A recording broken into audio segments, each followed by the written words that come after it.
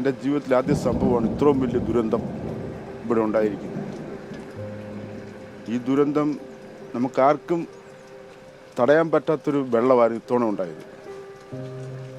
കാരണം അത്രയ്ക്കും ക്രിട്ടിക്കൽ സ്റ്റേജായിരുന്നു. പൊതുവേ നമുക്ക് പറയും കൈനേരി പഞ്ചായത്തിനെ സംബന്ധിച്ച് പറഞ്ഞു കഴിഞ്ഞാൽ എല്ലാ വീട്ടുകാരും, കാശുള്ളവരും കാശില്ലാത്തവരും എല്ലാവരും ഒരുപോലെ വെള്ളത്തിലായിരുന്നു. അത് നമുക്ക് പറയാതിരിക്കാൻ പറ്റത്തില്ല. അതുപോലെ ഞങ്ങളിപ്പം ഇനിയിപ്പോൾ ഈ ഞങ്ങളുടെ വീട്ടിൽ വെള്ളം പറ്റണമെങ്കിൽ ഈ പാടത്ത് പാടത്ത് ബണ്ട് പിടിച്ച് വെള്ളം പറ്റിച്ച് എങ്കിൽ ഒരു 2 മാസത്തോളവും ഞങ്ങളിങ്ങനെ തന്നെ അനുഭവിച്ചേ പറ്റത്തുള്ളൂ. അത്രയ്ക്കും വേദനാജനകമായ രീതിയിലൊരു ഞങ്ങളുടെ അടുത്ത് ദൈവം കാണിച്ചെന്ന് ഞങ്ങൾക്ക് പറയാൻ പറ്റത്തുള്ളൂ. അത്രയ്ക്കും വളരെ വിഷമമുണ്ട്. ജീവിതത്തിൽ ഇതുപോലൊരു അനുഭവം ആർക്കും ഉണ്ടാകരുത്, ഒരിക്കലും ഉണ്ടാകരുത്.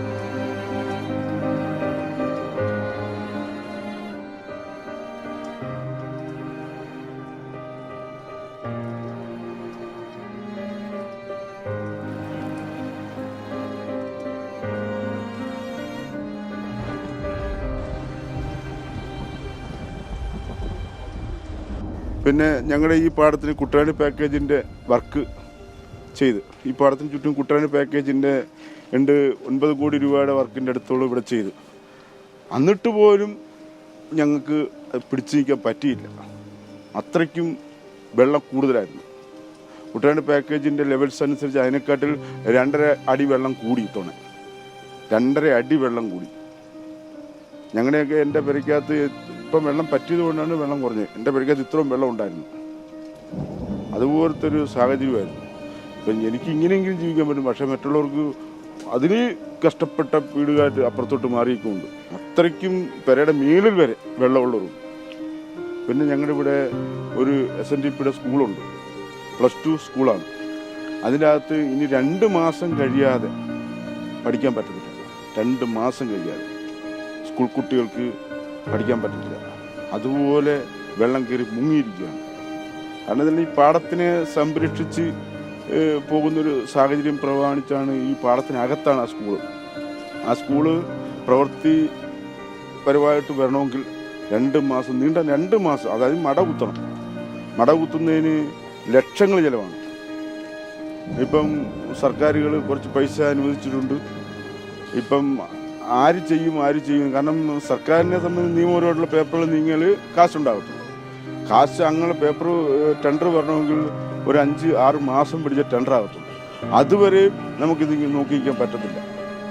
അത് സർക്കാർ അടിയന്തരമായ രീതിയിൽ ഇത്തരം പാടങ്ങളിൽ മടകുത്തി ആ വെള്ളം പറ്റിക്കുവാനുള്ള ശ്രമം നടത്തിയില്ല എങ്കിൽ കുട്ടികളുടെ പഠിത്തം, കൈനയിലെ കുട്ടികളുടെ പഠിത്തം എല്ലാം വളരെ എന്താ പറയണമെന്ന് എനിക്കറിയത്തില്ല. അതുപോലെ ബുദ്ധിമുട്ടിലാണ് ഞങ്ങൾ ജീവിക്കുന്നത്.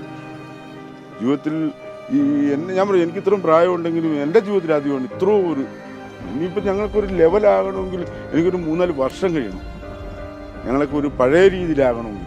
അതുപോലെ നാശനഷ്ടങ്ങളുണ്ടായി. ഈ കൈനേരി പഞ്ചായത്തിനെ സംബന്ധിച്ച് പാടശേഖരങ്ങളെല്ലാം 10-70 ദിവസമായ കൃഷികളെല്ലാം നശിച്ചു. പിന്നെ ഞങ്ങളുടെ വാഴകളും കോഴികളും ആടുകളും പശുക്കളും എല്ലാം ചത്തുപോയി.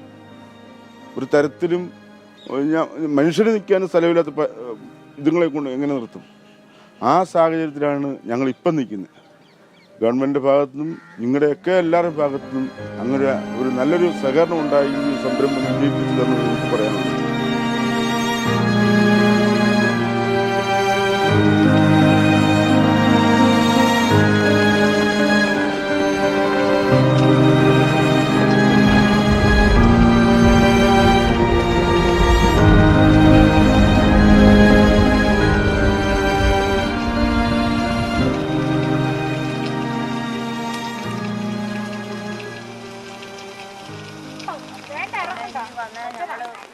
തണുപ്പത്ത് കിടക്കുക. എന്നാൽ ഇനിയാണ് ഞങ്ങൾക്ക് ദുരിതം.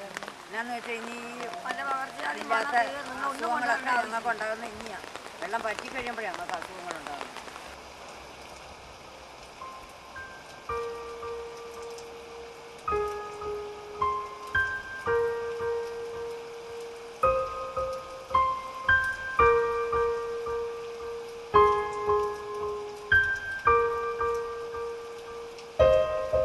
പുറത്തോട്ട് ഇറങ്ങണമെങ്കിൽ ഇപ്പോൾ ഇവിടെ വെള്ളമാണ്. ഇത് മിക്കവാറും വീടുകളിൽ ഇല്ല. അവർ പെരയ്ക്കകത്ത് തന്നെ വെള്ളത്തിലായാലും ഒതുങ്ങി കൂടുന്നത്. പിന്നെ ചോറ് ക്യാമ്പിൽ പോയി വെച്ച് അത് കൊണ്ടുവന്ന് വൈകിട്ടത്തെ കൂടി രാവിലെ വെക്കും. 2 നേരത്തെ കൂടി ചോറ് വീട്ടിൽ കൊണ്ടുപോവുക. അല്ല പിന്നെ രാത്രി പോകാൻ പറ്റുമോ?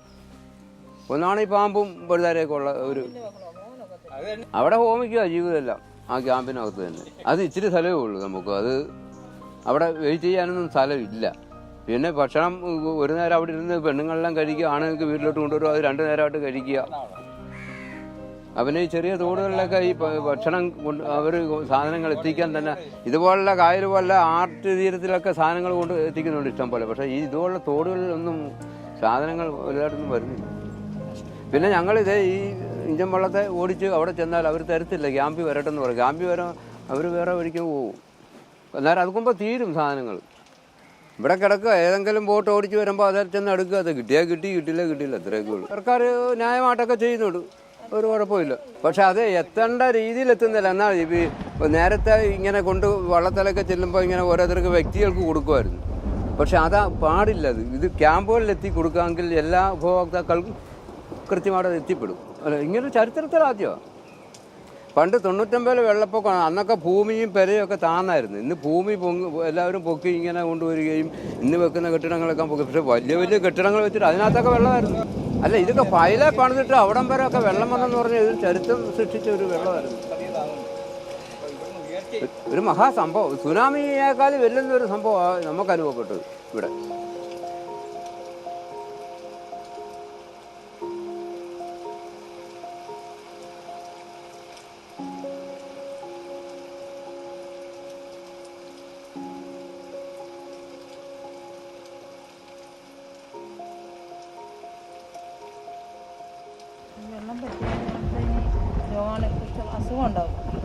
വെള്ളം പറ്റുമ്പോൾ അസുഖം ഉണ്ടാവും എല്ലാവർക്കും.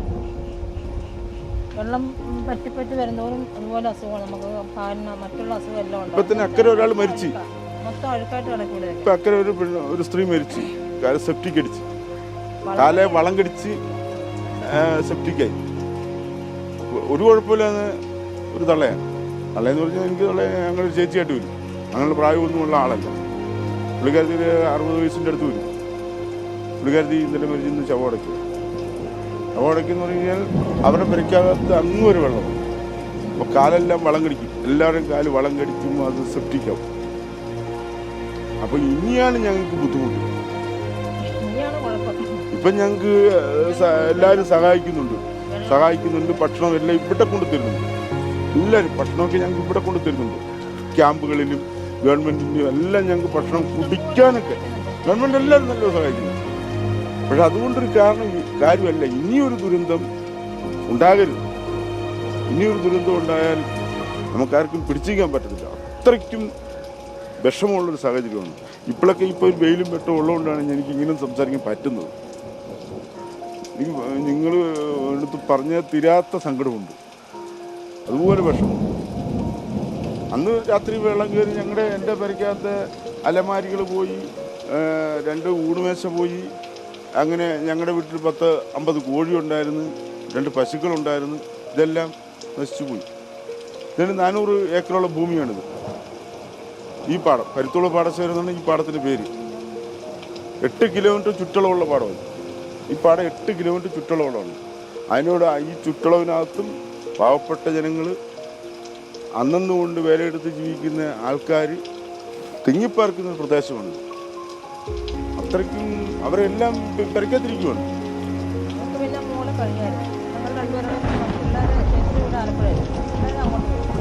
ഞങ്ങൾ തറപ്പാളയൊക്കെ വിരിച്ച് മേളിക്കിടന്നു.